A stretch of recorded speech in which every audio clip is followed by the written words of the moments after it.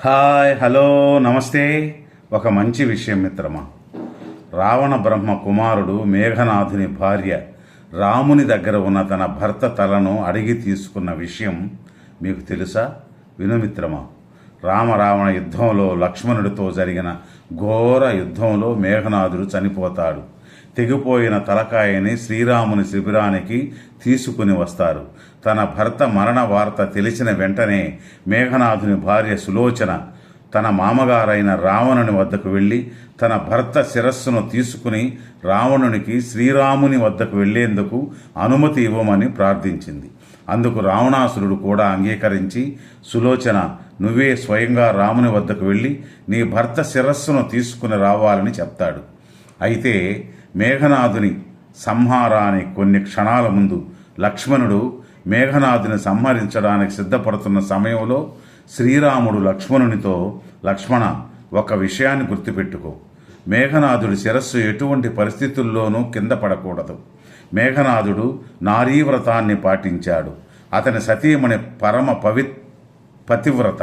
అటువంటి పతివ్రత భర్త యొక్క శిరస్సు నేలపై పడితే మన సేనకు అపశకునం కలుగుతుంది అని రాముడు చెప్పగానే అప్పుడు లక్ష్మణుడు కూడా జాగ్రత్తగా మేఘనాథుని శిరస్సు కింద పడకుండా శిరఛేదనం చేస్తాడు.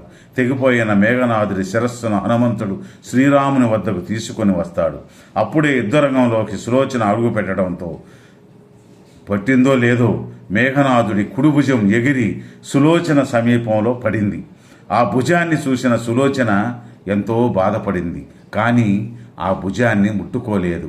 ఒకవేళ అది పరాయి పురుషుడి భుజం అయితే నాకు దోషం కలుగుతుందని ఆలోచించింది. అప్పుడు వెంటనే సులోచన ఆ భుజాన్ని చూసి, నీవు నిజంగా నా స్వామి భుజమైతే నా పతివ్రతా శక్తితో యుద్ధంలో జరిగిన సంగతి అంతా రాసి చూపించని ఒక కళాన్ని, పత్రాన్ని ఇచ్చింది. అప్పుడు ఆ భుజం నా ప్రాణప్రియమైన సులోచన, ఈ భుజం నాదే. యుద్ధంలో లక్ష్మణుడు ముందు నేను నిలవలేకపోయాను. అతని తపశ్శక్తి, ధర్మబలం నన్ను పరాజితుణ్ణి చేసింది. నా శిరస్సు శ్రీరాముని వద్ద ఉంది అని వ్రాసింది. అప్పుడు సులోచన శ్రీరాముని దగ్గరకెళ్ళి తన భర్త శిరస్సును కోరింది. అప్పుడు శ్రీరాముడు ఎంతో గౌరవంతో ఆ శిరస్సును ఆమెకు అందించాడు.